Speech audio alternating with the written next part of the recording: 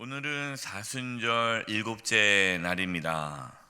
종교 지도자들은 예수님을 넘어뜨리기 위해 가늠하다가 현장에서 잡힌 여자를 데리고 옵니다.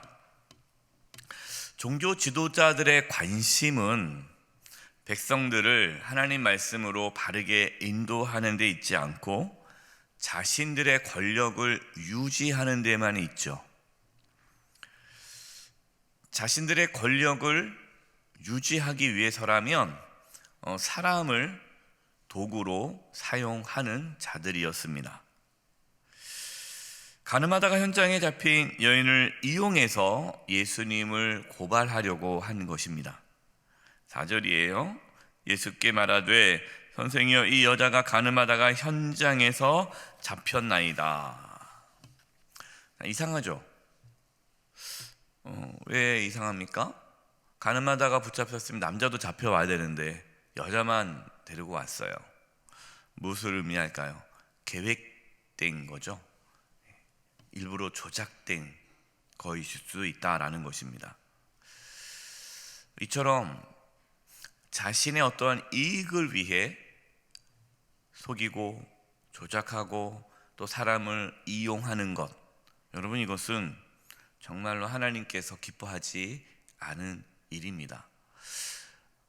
어떤 동기가 선하다 할지라도, 어떤 선한 목적을 위해서라도 그 과정에서 불의와 거짓과 속임, 그리고 어떤 사람을 도구화하고 이용하는 것은 악한 것입니다. 5절입니다. 모세는 율법에 이러한 여자를 돌로 치라 명하였거니와 선생은 어떻게 말하겠나이까? 여러분, 지금 종교 지도자들이 몰라서 물어본 겁니까? 몰라서 물어보는 거 아니죠. 6절입니다. 그들이 이렇게 말하면 고발할 조건을 얻고자 하여 예수를 시험함이더라. 그들은 예수님을 고발할 조건을 찾기 위해서 예수님께 물어본 거예요. 만약에 예수님께서 가늠하다 현장에 붙잡혔으니 돌로 쳐라 하고 이렇게 말씀을 하셨다면 로마 법을 어기는 거죠. 당시 로마 법은요, 사람을 사형할 때는 반드시 로마 법정에서 판결이 내려져야 합니다. 유대인들끼리 율법에 의해서 가늠했으니까 돌로 쳐 죽이라, 돌로 쳐 죽이면 이 로마법에 걸리게 되는 거예요. 만약에 그렇게 돌로 쳐 죽이라 하면은 이제 로마법에 예수님이 어기는 거기 때문에 또 고소를 하려고 그러는 거죠. 또 반대로 돌로 치지 말아라 라고 한다면 또 율법을 어기는 겁니다. 그러면 또 율법을 어겼다 라고 사람들한테 말하면서 또 예수님을 또 고발하려고 하는 거죠. 그러니까 예수님은 어떤 말씀을 하든지 넘어갈 수밖에 없는 그 함정을 파놓고 예수님께 질문을 한 것입니다. 이런 분들이 있어요.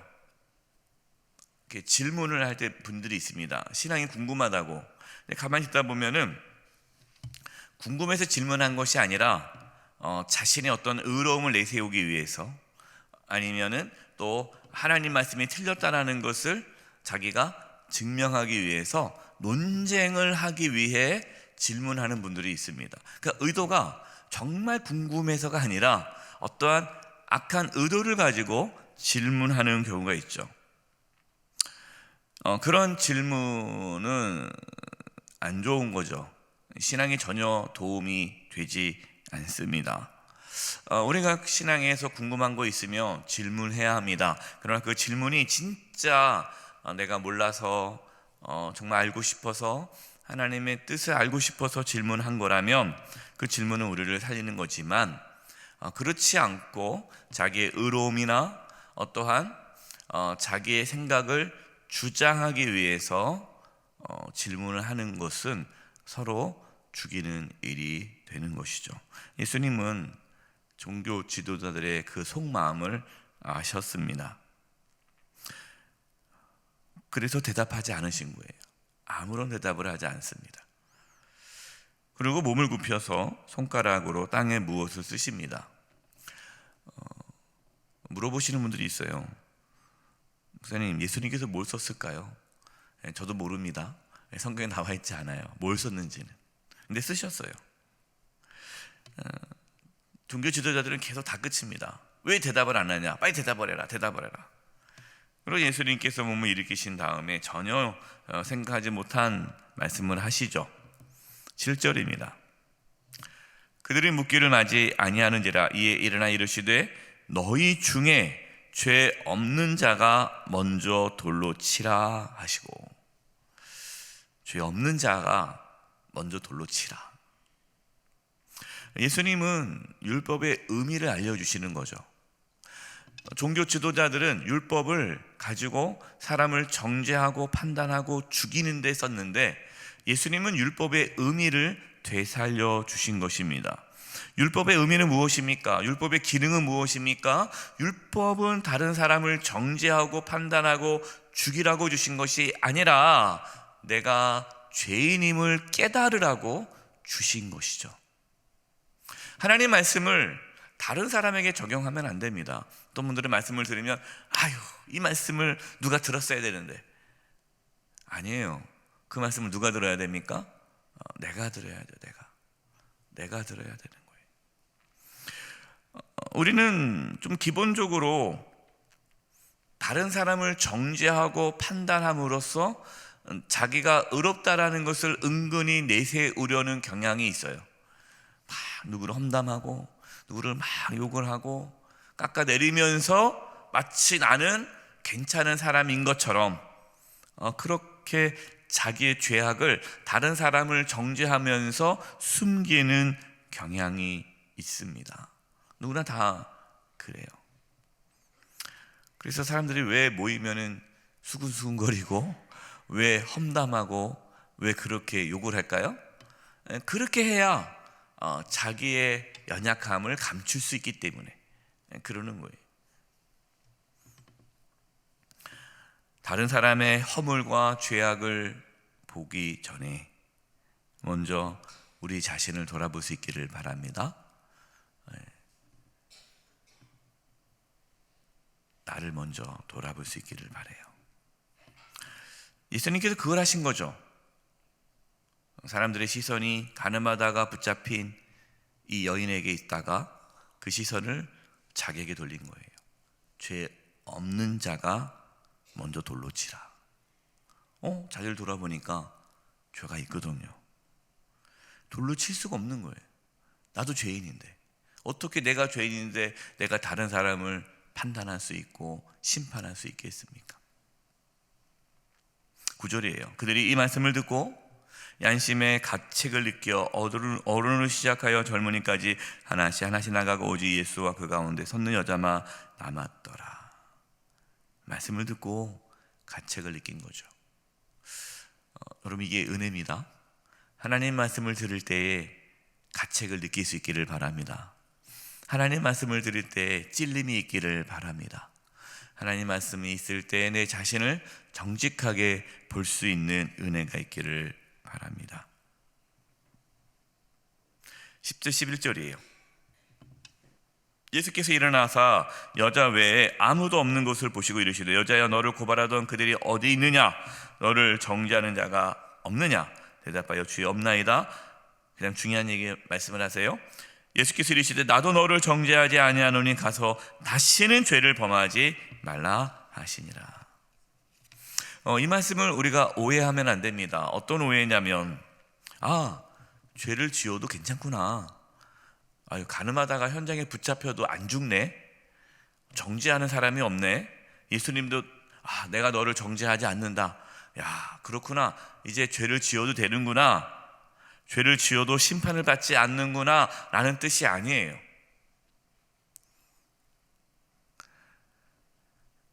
우리가 이 본문을 가지고 자신의 죄에 대한 합리화를 시켜서는 안 됩니다. 지금 예수님께서 내가 너를 정죄하지 않겠다라는 그 말씀은 예수님께서 너의 죄를 내가 대신 짊어지겠다라는 뜻이에요. 죄의 삭은 사망입니다. 예수님께서 지금 어디로 걸어가고 계십니까? 십자가의 길을 걸어가고 있잖아요. 내가 너를 정죄하지 않겠다라는 것은 너의 모든 죄를 내가 대신 짊어지고 죽겠다라는 것이죠. 그래서 뭐라고 말씀하십니까? 다시는 죄를 범하지 말라. 우리가 죄사함의 은혜를 안다면 예수님께서 나의 모든 죄를 대신 짊어지시고 십자가 피 흘려 죽으심으로 내가 죄사함을 받고 하나님의 자녀가 되었다는 것을 안다면, 그 십자가의 은혜와 사랑을 우리가 경험한다면 우리는 죄와 피 흘리기까지 싸우게 됩니다. 뭐 영화나 드라마나 어떤 그런 데 보면은 기독교인에 대해서 아주 부정적으로 나타나는 장면들 중에 대표적인 장면이, 죄 많이 지은 그 사람이 감옥에서 성경시에 끼고 다니면서 저는 죄 용서 받았습니다 하면서 다 성경시 끼고 나오잖아요. 감옥에 나오면서. 그러면서 자기가 누구에게 피해를 줬던 모든 사람들에게 미안한 마음도 없어. 자기 죄 용서 받았다는 거예요. 그러면서 죄를 지어도 죄 용서 받았다. 여러분, 이것이 세상 사람들의 보기에 기독교인의 모습이라는 거죠. 저는 그런 얘기를 많이 들어요. 우리 성도들에게 이런 얘기를 들어요.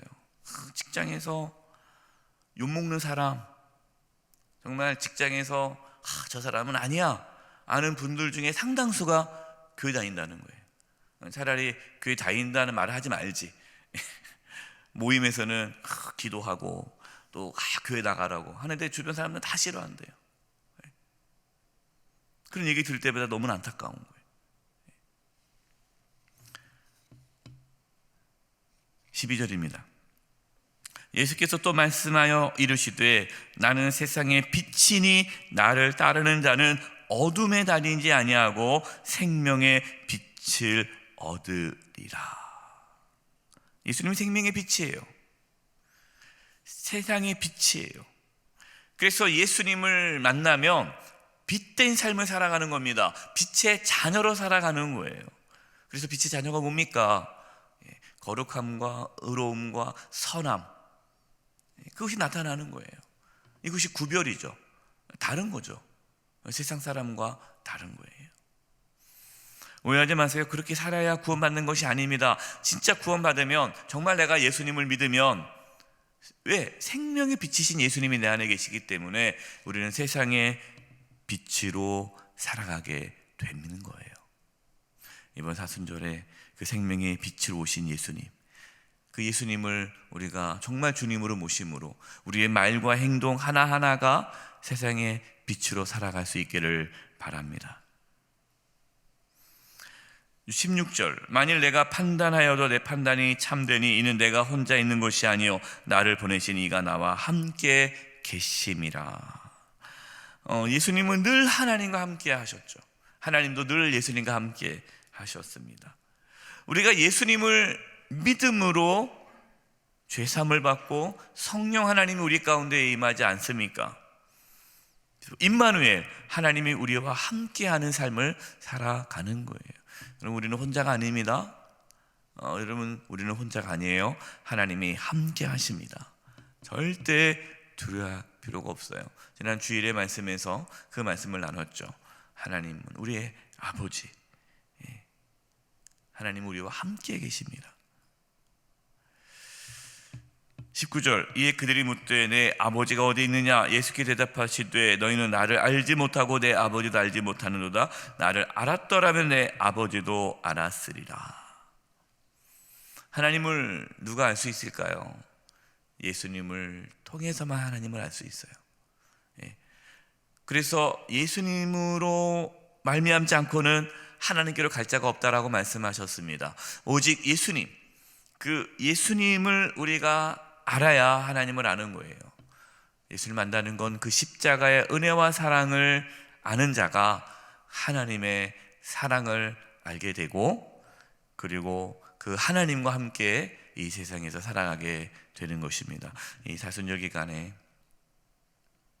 예수님을 더 깊이 아시고 만나시고 그 십자가 은혜와 사랑을 경험하심으로 하나님과 함께하는 임마누엘의 삶을 누릴 수 있기를 주님의 이름으로 축원드립니다.